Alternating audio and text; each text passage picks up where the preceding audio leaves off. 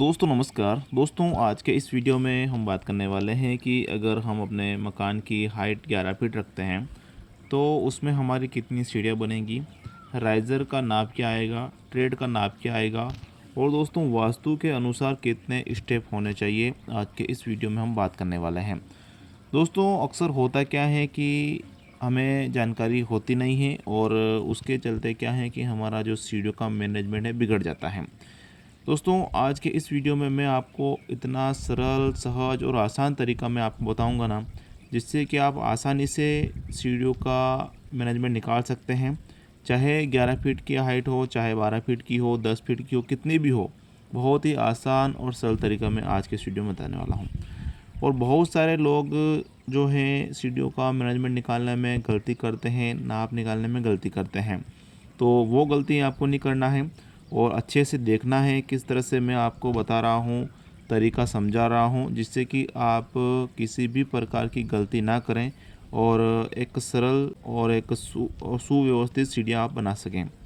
दोस्तों जैसा कि ये इस प्रकार की सीढ़ी, सीधी सीढ़ी समझ लीजिए, ये सीधी सीढ़ी है। दोस्तों अगर आपकी जो सीढ़ी आप बनवाने वाले हैं, चाहे एल शेप में बनाएं, चाहे यू शेप में बनाएं, किसी भी प्रकार से अगर आप बनाते हैं तो भी दोस्तों जो तरीका है वो सेम रहने वाला है। तो ये हमारी सीधी सीढ़ी का मैनेजमेंट जो कि आसान होता है आपको समझाने में, तो इसी हिसाब से मैं आपको समझाऊंगा। और इसके अलावा भी दोस्तों आपको कुछ दिक्कत परेशानी आती है समझने में कि अपने मकान की हाइट के अनुसार आपको समझ में नहीं आ रहा है कि कितनी सीढ़ियाँ हमें लगानी है, तो आप हमें कमेंट में बता दीजिएगा। कमेंट में बताइएगा सीढ़ियों का ऊंचाई जो भी एग्जैक्ट आपकी आ रही है, जो भी अपने छत की ऊंचाई आ रही है, मकान की ऊंचाई आ रही है, तो मैं दोस्तों आपको क्लियरली बता दूंगा कि उसमें कितने स्टेप आपके बनेंगे और राइज़र और ट्रेड का साइज़ क्या रहेगा। तो देख लेते हैं। तो दोस्तों बहुत सारे लोग क्या करते हैं, फर्स्ट में गलती कर लेते हैं नाप में, कि नाप निकालते कैसे हैं, नापते कैसे हैं। तो दोस्तों जैसे कि ये हमारी सीढ़ी स्टार्ट हो रही है यहाँ से, ठीक है, ये सीढ़ी स्टार्ट हो रही है यहाँ से, तो अपने को नापना है जहाँ एंड हो रही है। जैसे कि ये हमारी एंड हो रही है, तो इस वाले सीधे पोर्शन को यहाँ नापना है जहाँ हमारी एंड हो रही है। उसके बाद दोस्तों हमें यहाँ फर्श भी, जैसे कि हमारा फर्श लगेगा तो वो स्पेस भी यहाँ छोड़ देना, जो भी आपका 1 इंच 2 इंच जो भी फर्श आता है वो आपको यहाँ छोड़ देना है। उसके फर्श के टॉप से अपने को नापना है ऐसे। तो ये हम नापेंगे तो हमारा आ रहा है 11 फीट। जैसे कि 11 फीट की बात हो रही है तो 11 फीट हम इसको समझते हैं। अब दोस्तों इसमें बहुत सारे लोग गलती क्या करते हैं, जैसे कि ये हमारा ग्राउंड फ्लोर है, हम उस पर फर्स्ट फ्लोर बनाएंगे, सेकंड फ्लोर बनाएंगे, तो उसमें भी हमारा फर्श लगेगा। तो वो फर्श का काउंट भी हमें करना है इस प्रकार से, जो भी 2 इंच आ रहा है, 3 इंच आ रहा है, वो फर्श भी हमें इसमें जोड़ लेना है, जिससे कि हमारा जो सीढ़ियों का मैनेजमेंट जो है वास्तु के अनुरूप ना बिगड़े। क्योंकि दोस्तों मकान हम बना रहे हैं, अगर वास्तु अनुरूप हमारा बनता है तो बहुत ही अच्छा हमें लगता है कि हमारा पैसा लग रहा है, तो हम उस काम को, वो काम हमारे लिए अच्छा बन रहा है। तो ये वास्तु के अनुरूप जैसे कि 11 फीट तो हमारा हो जाता है, तो 132 इंच होता है दोस्तों अगर हम 12 से गुणा करते हैं। और सीढ़ियों का मैनेजमेंट निकालने के लिए दोस्तों इंच में ही हमें वैल्यू निकालनी पड़ती है, क्योंकि राइज़र का नाप भी इंच में होता है और ट्रेड का नाप भी इंच में होता है। तो 132 इंच हो जाता है। उसके बाद 2 इंच दोस्तों हम इसमें जोड़ते हैं फर्श, जो कि हमारा ग्राउंड फ्लोर के फर्स्ट फ्लोर पे आएगा, जो फर्श हम लगाएंगे ऊपर उसके हिसाब से। तो 2 इंच हम जोड़ते हैं। तो ऐसे आपको जोड़ना है जो भी आपके मकान की हाइट हो रही है और जो भी आपका फर्श लगाना है वो एग्जैक्ट नापना है। और ये 11 फीट जैसे कि मैंने जोड़ी है, ये अपने छत का ऊपर का सिरा वो मैंने यहाँ 11 फीट ऐड किया है। अगर आपके कम ज़्यादा हैं तो भी आपको घबराने की बिल्कुल भी आवश्यकता नहीं है। आप वीडियो के अंत तक बने रहिएगा, आप आसानी से समझ पाएंगे कि किस तरह से आपको जोड़ना है, नापना है। तो 134 इंच आ रहा है, ठीक है। अब राइज़र मीन्स क्या होता है थोड़ा मैं आपको समझा दूँ, और ट्रेड मीन्स क्या होता है। राइज़र मीन्स दोस्तों ये हमारा खड़ा वाला पार्ट जो होता है ये राइज़र है, ये हम आर से दर्शाते हैं इसको। और ये जहाँ हम पैर रखते हैं ये वाला, जिसको हम पग्गे भी बोलते हैं, तो ये हमारा ट्रेड होता है। तो राइज़र और ट्रेड है, ठीक है। तो दोस्तों जैसे कि वास्तु अनुरूप अगर हम सीढ़ियों का मैनेजमेंट निकालें तो हम रखते हैं कि 19 स्टेप हमारी बने तो काफ़ी अच्छा है, 21 स्टेप हमारी बने तो काफ़ी अच्छा है, और 23 स्टेप बने तो काफ़ी अच्छा है। तो इस प्रकार से दोस्तों 23 हो या 25 हो या फिर दोस्तों 17 हो, यानी कि दोस्तों सरल सादा अगर मैं आपको समझाऊँ तो विषम संख्या आपकी आनी चाहिए, ऐसा विषम संख्या आनी चाहिए। विषम संख्या जैसे कि 17 है, 19 है, 21 है, 23, 25 विषम संख्या इस प्रकार से। तो जैसे कि 134 इंच हमारी हो रही हैं, तो यहाँ देख लेते हैं 134 इंच के लिए हमें कितने स्टेप बनेंगे। दोस्तों अगर आप 23 स्टेप बनाते हैं, जैसे कि 23 स्टेप बना रहे हैं जो कि काफ़ी अच्छा रहता है, तो 23 स्टेप के लिए आपका जो सीढ़ी का मैनेजमेंट रहने वाला है, 23 स्टेप के लिए सीढ़ी का मैनेजमेंट रहेगा आपके 5.8 का ये रहेगा राइज़र, 5.82 का राइज़र रहेगा। यानी कि ये खड़ा वाला जो पार्ट आप देख रहे हैं, ये इसका जो साइज़ रहेगा वो 5.82 का रहेगा।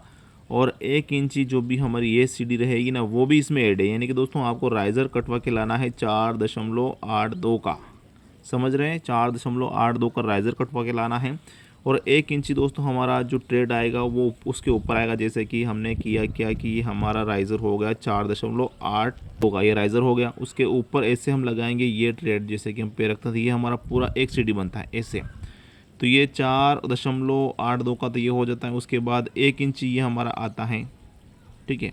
तो इसमें 1 इंची जोड़ते हैं तो 5.82 का ये हमारा पूरा यहाँ से यहाँ तक ऐसे हो जाता है। ऐसे अपने को इस हिसाब से मैं आपको बता रहा हूँ। तो 23 स्टेप में दोस्तों बनेंगे आपके 5.82 का राइज़र आपका बनेगा, और जो कि काफ़ी अच्छा रहता है, बच्चे हो बुज़ुर्ग हो आसानी से आ जा सकते हैं।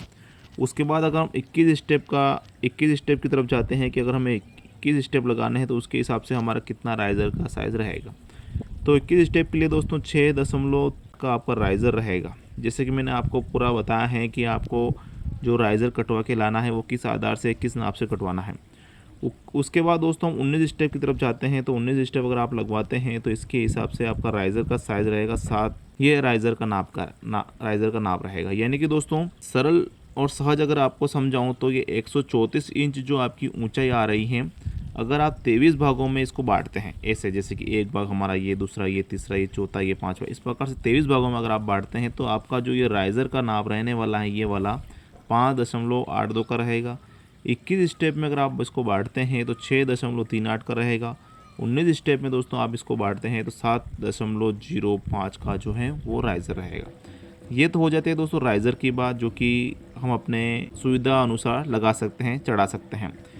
लेकिन दोस्तों बात यही नहीं रुक रही है। जितना छोटा राइज़र रहेगा, यानी जितने अधिक स्टेप आपके बनेंगे, जैसे कि 23 हैं या फिर जैसे कि 25 स्टेप अगर आप बना रहे हैं, तो जितने अधिक स्टेप बनेंगे ना, उस हिसाब से आपकी यहाँ से लेके यहाँ तक की जगह की भी ज़्यादा रिक्वायरमेंट रहेगी। तो देख लेते हैं कि अगर 23 स्टेप हम लगाते हैं तो कितनी जगह की आवश्यकता हमारी पड़ेगी, वो कैसे निकालना है वो भी देख लेते हैं।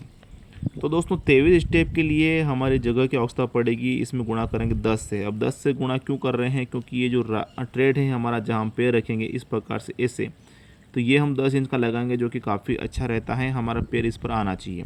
10 इंच कम लगाएंगे तो 230 इंच की जगह की हमें आवश्यकता पड़ेगी। इसको भाग करेंगे दोस्तों 12 से, तो ये हमारे निकल के आ जाता है दोस्तों 19 फीट जगह। यानी कि दोस्तों टोटल 19 फीट जगह की आवश्यकता पड़ेगी। अब नापना कैसे है, तो जहाँ से हमारी सीढ़ी स्टार्ट हो रही है, यहाँ से, जैसे कि यहाँ से हो रही है, तो हमें ये निचले वाला सिरा, ये जो लंबाई ये नापनी है।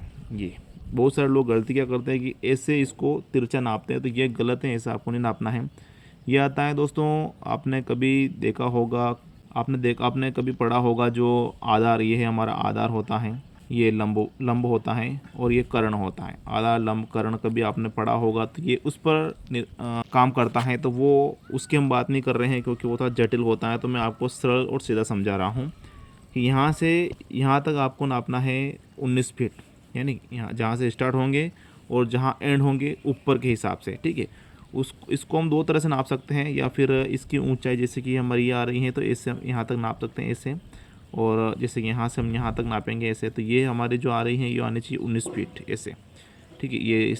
ये हमारा साउल हो जाता है इस प्रकार से सीधा, ये 19 फीट हो जाता है। अगर आप 21 स्टेप लगाते हैं और 6.38 का राइज़र लेते हैं, तो आपको जगह की आवश्यकता पड़ेगी 17 फीट और 5 इंच। यानी कि दोस्तों इसी प्रकार से आपको नापना है यहाँ से यहाँ तक, या फिर यहाँ से यहाँ तक। इस प्रकार से आपको 17.5 फीट जगह की आवश्यकता पड़ने वाली है। 19 स्टेप में अगर आप जाते हैं तो दोस्तों आपके 19 स्टेप में जाते हैं दोस्तों, तो आपके जो जगह की आवश्यकता पड़ेगी, एक करेंगे तो ये 15.8 इंच जगह की आपको आवश्यकता पड़ेगी, यानी 15 फीट और 8 इंच जगह आपकी लगेगी। उसी प्रकार से आपको भी ऐसे ही नापना है, यहाँ से यहाँ तक इस प्रकार से आप नापते हैं तो 19 फीट 8 इंच जगह की आपको रिक्वायरमेंट यहाँ रहने वाली है। इस प्रकार से दोस्तों ये सीधी सीढ़ी हैं, आप चाहे एल शेप में लगवाएं या यू शेप में लगवाएं, इस प्रकार से आप नाप सकते हैं, जोड़ सकते हैं। जितने अधिक सीढ़ी आपकी बनेगी उस हिसाब से जितने आपको इतनी लंबवत जगह की ज़्यादा आवश्यकता पड़ेगी। इस प्रकार से आप अगर 11 फीट मकान की ऊंचाई में सीढ़ी का मैनेजमेंट जैसे कि मैंने आपको बताया है 23 स्टेप अगर आप लगाते हैं तो 5.82 का आपका राइज़र बनेगा। इसी प्रकार से मैंने आपको क्लियरली समझा दिया है किस प्रकार से कैसे आपको मैनेजमेंट निकालना है। अगर आपको समझ में नहीं आता है तो वीडियो को दोबारा देख सकते हैं। जो भी आपके ठेकेदार मिस्त्री जो सीढ़ी बना रहे हैं उनको भी ये वीडियो शेयर करें, जिससे कि वो भी कुछ सीख सकें और आपका काम सही बन सकें। जानकारी अच्छी लगी हो तो वीडियो को लाइक करें, अपने परिजनों को इस वीडियो को ज़रूर शेयर करिएगा। वीडियो को देखने के लिए धन्यवाद। जय हिंद दोस्तों।